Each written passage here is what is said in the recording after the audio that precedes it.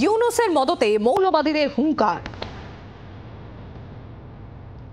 বাংলাদেশকে মৌলবাদী রাষ্ট্রের তকমা দিতে ষড়যন্ত্র করেই চলেছে ভারতীয় মিডিয়াগুলো।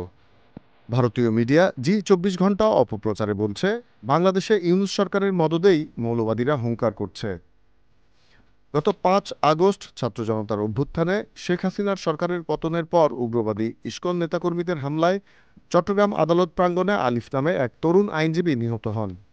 হামলার শিকার হওয়া অন্যান্য আইনজীবী ও সাধারণ মানুষ ইসকনের এ তাণ্ডবের প্রতিবাদ জানায়।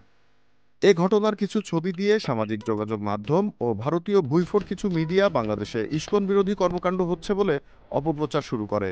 এরই অংশ হিসেবে ভারতীয় মিডিয়া ফলাও করে সংবাদ প্রচার শুরু করে যে বাংলাদেশে সংখ্যালঘু নির্যাতন হচ্ছে এবং ইসকন ভক্তরা আক্রমণের শিকার হচ্ছে। আদতে যা পুরোটাই মিথ্যাচার। বাংলাদেশের ভাবমূর্তি নষ্ট করতেই এসব অপপ্রচার চালানো হচ্ছে বলে মনে করেন সংশ্লিষ্টরা। Z news, Dhaka.